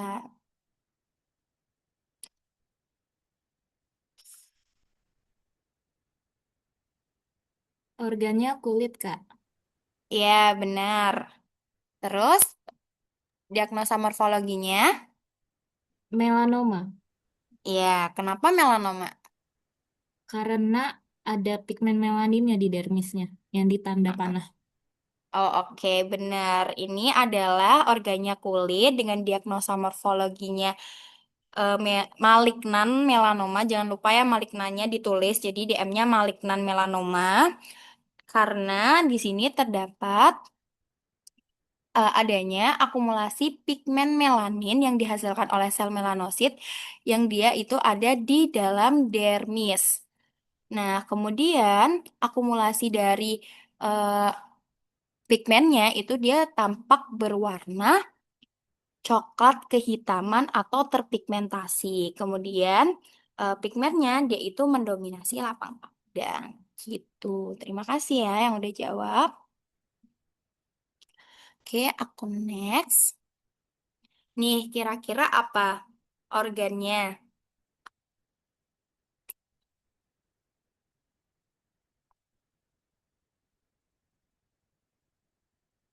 Hmm, Masa tumor, Kak. Apa? Masa tumor. Iya. Terus DM-nya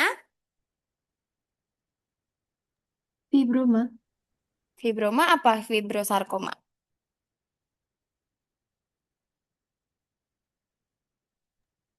Fibroma nggak sih, Kak?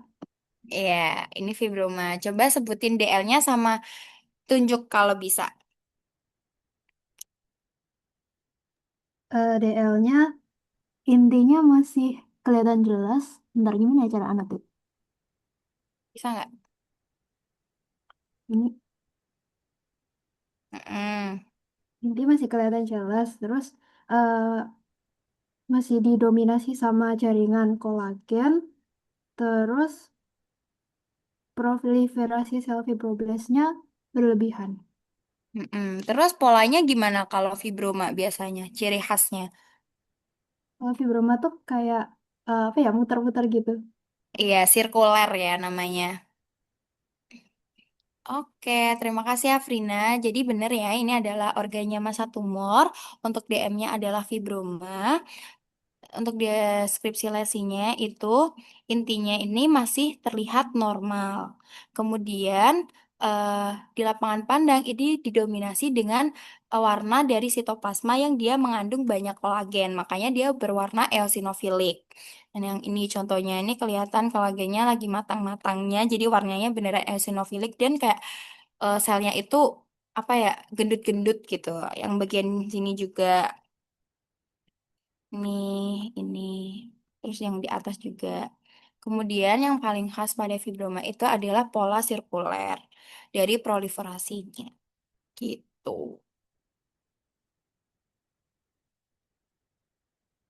Oke, nih, kira-kira organnya apa ya?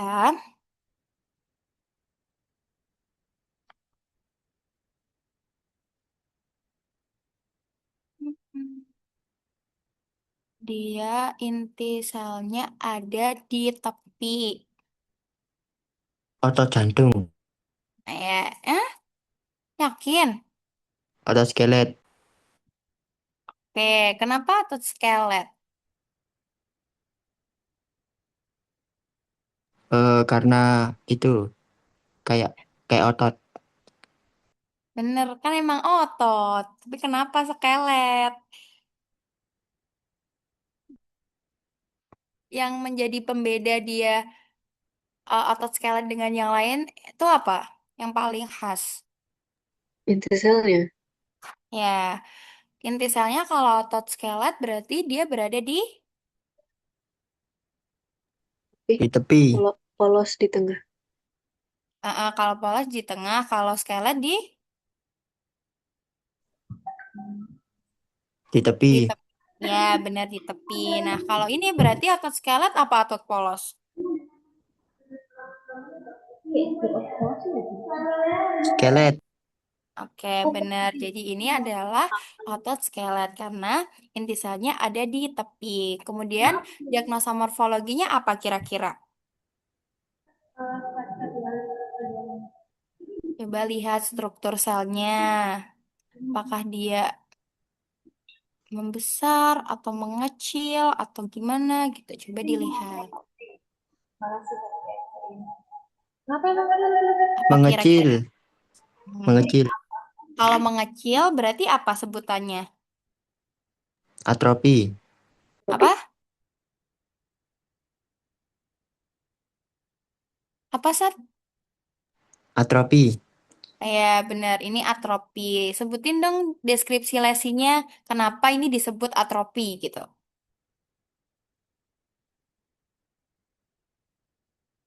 Sebentar, Nih dari ukuran selnya tuh gimana? Sabut otot mengecil, terus Terus? jarak antar sabut otot berjauhan. Terus Terus? itu sabut ototnya putus-putus.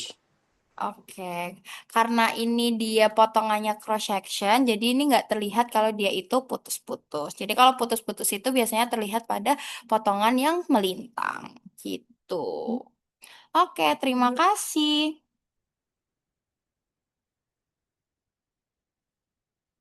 Next, nah, ini kira-kira apa? Mhm.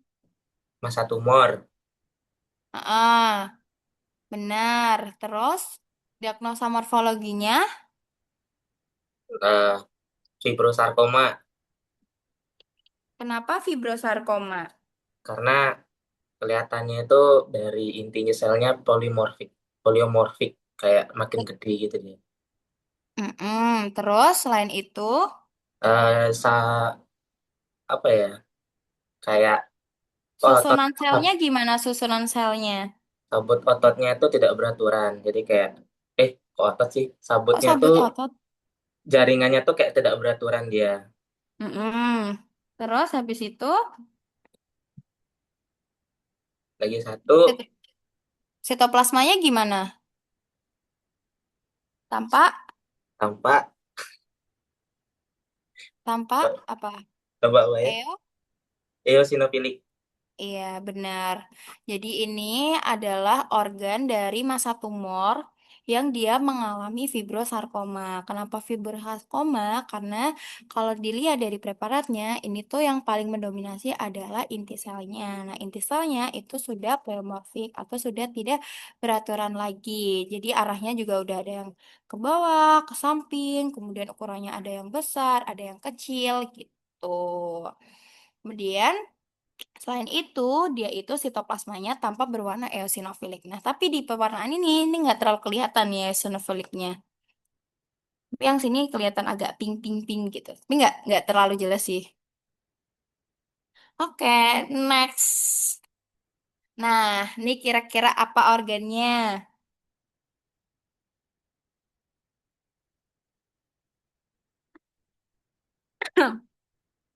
Ginjal, Ginjal. Terus diagnosa morfologinya.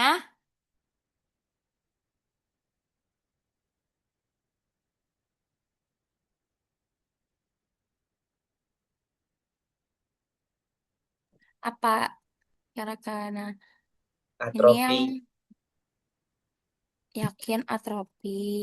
Kenapa kamu Hipoplasia. nyebutnya nah itu apa? Satunya lagi tadi apa? Hipoplasia. Apa-apa? Hipoplasia. Hipoplasia. Oh, hipoplasia. Oke, kan saya bentar satu-satu. Tadi kenapa jawabnya atropi? Coba yang jawab atropi, alasannya apa? eh, kayak atrofi kan dia tuh kalau pengertiannya tuh organ atau penyusutan organ itu. Jadi kayak kelihatan kecil aja sih. Hmm, hmm. Kalau yang tadi nyebutin hipoplasia,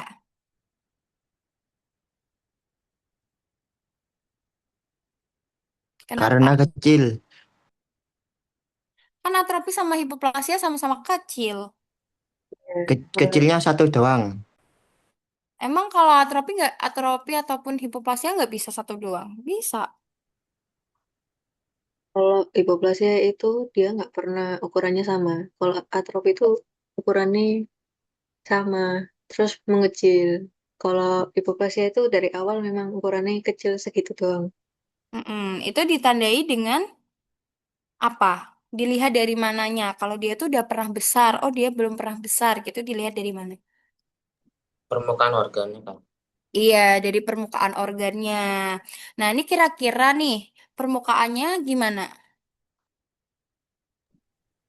Yang kok Halus kah kayak, atau tidak rata kah atau gimana? kayak kelihatannya normal. Nah, kelihatannya normal. Berarti dia eh apa ya, kalau atropi itu kan dia udah pernah gede kemudian menyusut. Nah, menyusut itu biasanya akan menimbulkan permukaan dari organ itu tampak tidak rata. Nah, sedangkan hipoplasia itu karena dia dari kecil udah ukurannya kecil, makanya permukaan organnya itu tampak normal. Nah, kalau kayak gini kan permukaan organnya itu tampak normal. Berarti apa? Atropi apa hipoplasia? Tipe, Apa jadinya? tipe. Hipo. Hipoplasia. Ya, oke, benar. Jadi ini adalah hipoplasia karena dilihat dari permukaannya dia itu kayak organ normal pada umumnya, tapi ukurannya lebih kecil dan bobotnya juga lebih ringan gitu. Oke. Nah, ini kira-kira organnya apa?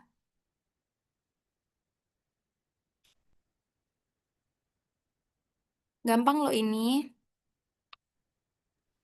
Kulit kah? Ya, benar, kulit. Kemudian diagnosa morfologinya.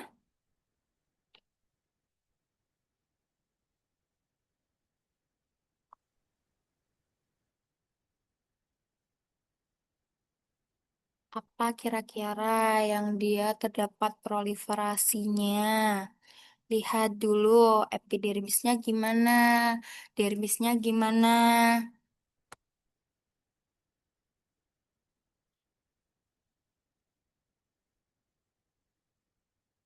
Nih, dia permukaannya juga tidak rata.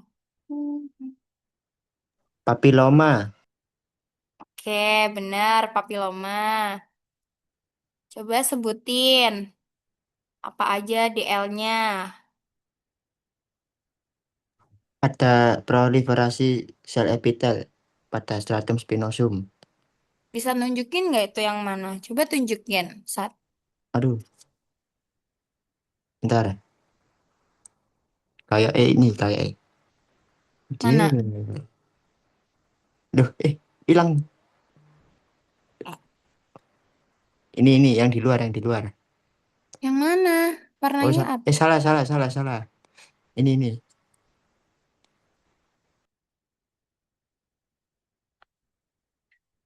Yang di paling luar. Bentar, bentar. Ini nih. Uh, aduh, duh. Yakin. Yakin yang itu. Gak tahu sih, Kak. Jadi bener ya, ini adalah organnya kulit, DM-nya itu papiloma. Nah, terjadi proliferasi stratum spinosum pada epidermis. Nah, stratum spinosumnya tuh yang mana? Yang di tengah sini, Sat. Nah, yang ini. Ini, ini. Ini adalah stratum spinosum. Ini. Kemudian, karena dia proliferasinya berlebih, dia itu akan menginvasi area yang ada di bawahnya, yaitu lapisan dermis. Makanya dia itu bentuknya berlekuk-lekuk karena dia menjorok ke dermis gitu. Ini. Selain itu juga akibat dari lekukan-lekukan yang ditimbulkan proliferasi sel apa namanya stratum spinosum terbentuklah papilara dari lapisan dermis yang dia tampak menjorok ke dermis yang ini. Ini juga ini adalah stratum papilara yang dia itu menjorok ke dermis. Kemudian ini kira-kira apa nih yang putih nih? Ini kira-kira lapisan apa?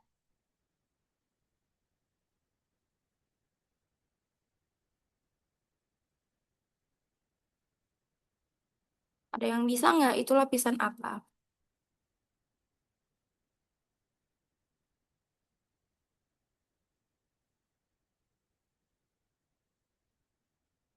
Jadi itu tuh adalah lapisan dermis yang dia terperangkap di dalam epidermis karena terjadinya proliferasi yang berlebih pada stratum spinosum gitu. Jadi ini tuh yang putih-putih tuh masih dermis. Ini, ini, terus yang kecil-kecil ini, kemudian yang atas kecil, ini juga, terus ini juga masih dermis gitu.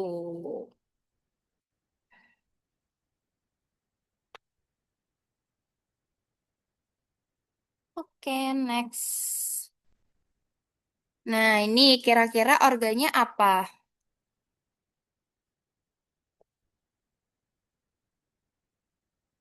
Ada yang bisa nggak? kelenjar tiroid. Kelenjar tiroid. Iya, benar, kelenjar tiroid. Terus, dia kenapa kelenjar tiroidnya? Hipoplas Apa? Hipoplasia. Nggak tahu. Hip hipo. Coba dicek dulu.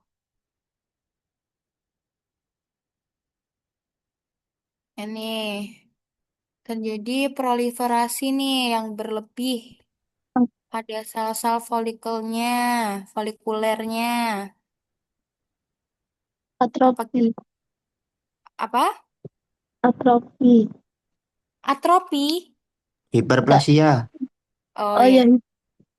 Masya Apa kok jadinya? itu? Atrofi apa hiperplasia? Hiperplasia. Ya, benar. Ini adalah hiperplasia. Kenapa? Karena dia terjadi peningkatan jumlah dari selnya. Nah, kalau atrofi itu kan dia penyusutan. Dan kalau penyusutan biasanya dia itu nggak ada proliferasi selnya. Jadi kayak ya udah satu koloid dengan satu lapis folikul apa sel folikulernya. Nah, kalau di sini kan kelihatan nih sel-sel folikulernya itu tampak berproliferasi yang dia bulat-bulat di sini. Nih, ini kan dia tampak berproliferasi. Terus yang di sini juga kelihatan kalau dia berproliferasi. Itu. Jadi lihat dominannya tuh yang mana gitu. Kemudian karena proliferasi yang berlebih dari sel folikuler, dia itu akan mendesak bentukan-bentukan koloid yang ada di sekitarnya. Makanya koloidnya itu dia tampak menyempit. Nah, koloid yang mana? Koloid itu yang dia warnanya pink pucat yang ini. Kemudian yang kecil tuh yang ini. Ini, kemudian yang ini. Yang ini. Gitu. Jadi dilihat dulu ya sekitarnya tuh kayak gimana.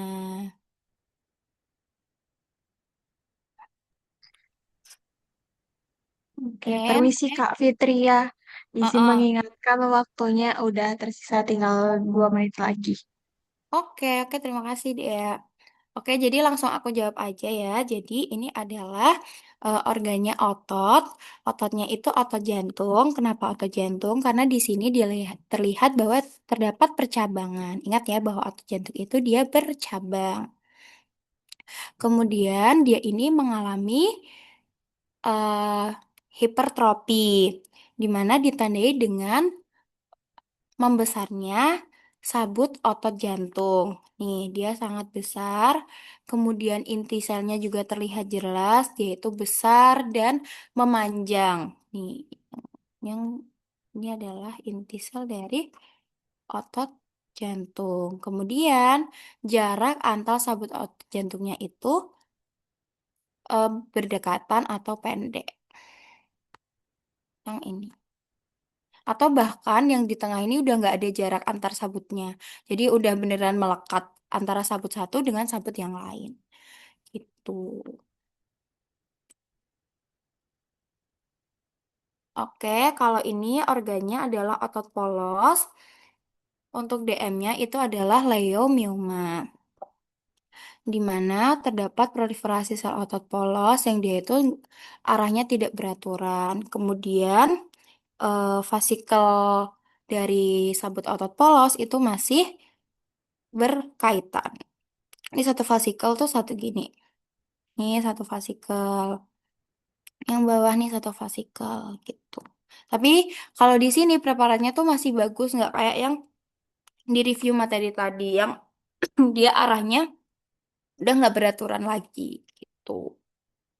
Intinya dia juga kayak kejepit, jadi kayak memanjang-memanjang gitu.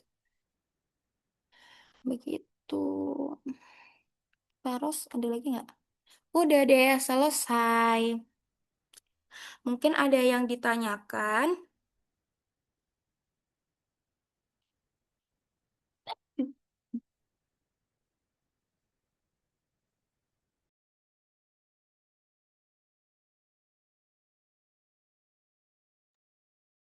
Izin bertanya Kak, Iya. yang leiomyoma itu tampak kayak mirip sama fibrosarkoma bukan Kak? Iya sih sebenarnya dia tuh mirip kan karena struktur struktur apa namanya struktur sabut ototnya kan kayak memanjang, gepeng memanjang kan. Tapi susunannya tuh berbeda. Kalau kalau kayak gini kan dia masih kelihatan nih sitoplasmanya. Beda sama fibrosarkoma. Kalau fibrosarkoma itu dia didominasi sama inti sel yang pleomorfik gitu. Ya, terima kasih.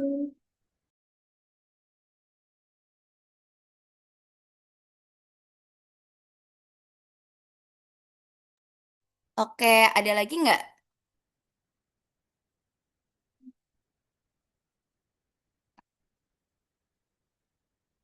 Pokoknya kalau fibrosarkoma itu dia tuh paling dominasi adalah inti selnya yang dia tampak besar-besar dan warnanya kayak kelihatan terpigmentasi gitu. Sedangkan kalau di sini kan masih kelihatan nih ada sitoplasmanya, kemudian inti selnya gepeng gitu. Jadi ini masih sel otot. Ada lagi nggak? Mungkin yang lain mau bertanya?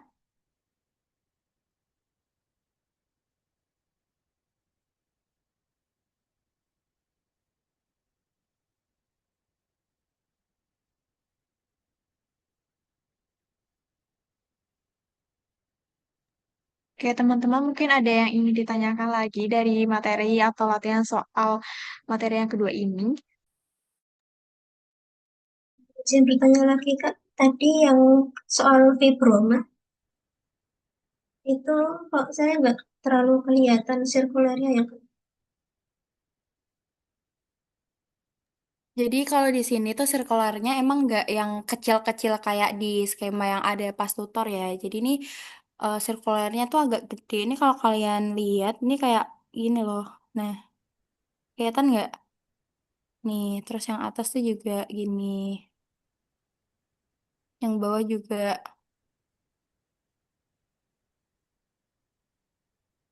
Yang ini juga. Terus mana lagi ya? Yang sini juga. Terus yang ini juga. Gitu. Oke Kak.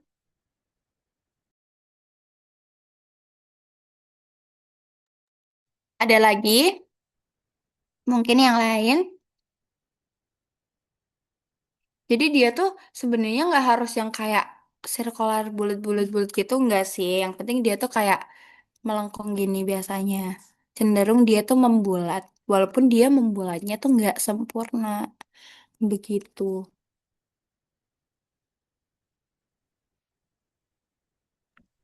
Kak, mau nanya. Kenapa? Nanya. Gini, sebelum saya kan penasaran tentang hipertrofi sama hiperplasia. Nah, hipertrofi kan cara ngebedainnya tuh dia bisa terjadi di sel permanen. Nah, cara ngebedainnya misalnya kalau nggak terjadi pada sel permanen tapi di makros itu. In case terjadi di mana testis mungkin gitu. Jadi kayak sama-sama besar tapi cara ngebedain keduanya tuh gimana? Itu aja sih.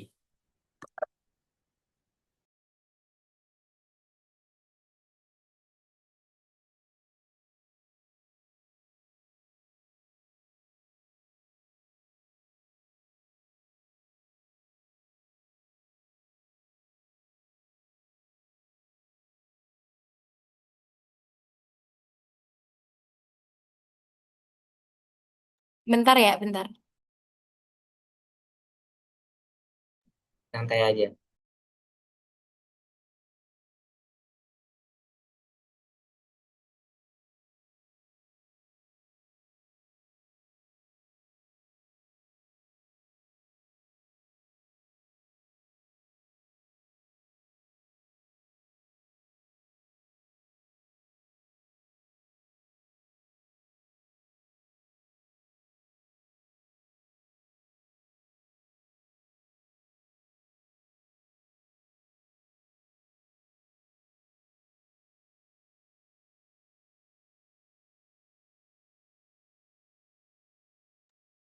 Sejauh ini itu menurut aku kalau secara makros tuh nggak bisa dibedain langsung mana yang hipertrofi, mana yang hiperplasia karena kedua-duanya itu membuat organ itu tampak membesar. Makanya harus dilakukan cek cek apa ya mikroskopis untuk membedakan antara keduanya gitu. Oke, Soalnya siap. mereka tuh sama-sama bikin gede gitu loh. Oke, siap-siap. Thank you, Kak. Oke, ada lagi yang lain? Mungkin karena waktunya udah cukup cukup ya. Kalau ada yang masih bingung, saya akan bertanya dengan kakak tutor kalian masing-masing. Mungkin itu aja yang bisa aku sampaikan. Semoga apa yang aku sampaikan ini bermanfaat buat kalian. Mohon maaf apabila ada salahnya, aku kembalikan ke Dea. Baik, terima kasih banyak Kak Fitri ya atas materi dan pembahasan yang telah disampaikan. Teman-teman, tidak terasa juga kita sudah sampai di penghujung acara kegiatan review materi patologi pada malam hari ini. Sekali lagi, saya mengucapkan terima kasih pada Kak Amara dan juga Kak Fitria yang telah meluangkan waktunya untuk berbagi ilmu dan mendampingi acara pada hari ini. Terima kasih juga kepada seluruh panitia dan peserta yang telah berpartisipasi dengan baik. Semoga materi yang telah dipelajari pada hari ini dapat bermanfaat dan membantu teman-teman dalam mempersiapkan UPRA. Sebelum kita menyelesaikan acara kita pada malam hari ini, alangkah baiknya kita dokumentasi terlebih dahulu. Jadi teman-teman dan Kakak Amara dan Kak Fitria mungkin bisa meluangkan waktunya sejenak untuk berdokumentasi. Teman-teman yang masih off cam mungkin bisa on cam sejenak buat dokumentasi.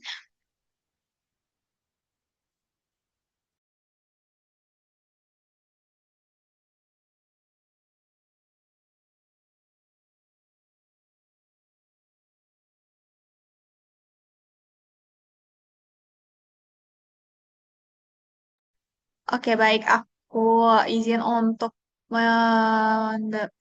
memulai dokumentasinya. Oke, untuk slide yang pertama. Satu, dua, tiga. Oke, buat slide yang kedua. Satu, dua, tiga.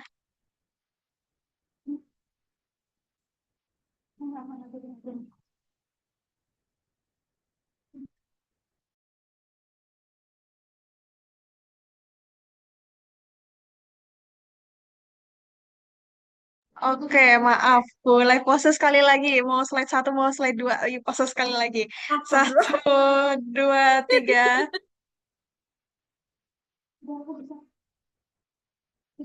Slide ke lagi. Satu, dua, tiga. Dea request gaya pato. Apa tuh gaya pato? Ini, Begini. Satu, dua. Sat mana gaya kamu, Sat? Gini guys. Oh, gini. Oke, gini semuanya. Ayo.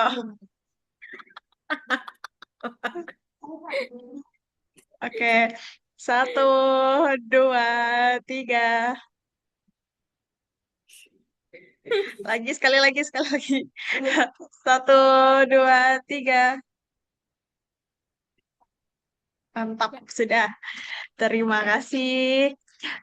Selanjutnya, sebelum kegiatan ini benar-benar kita akhiri, marilah kita berdoa bersama menurut agama dan kepercayaan masing-masing agar ilmu yang telah diperoleh pada malam hari ini dapat memberikan manfaat dan keberkahan. Berdoa dipersilakan.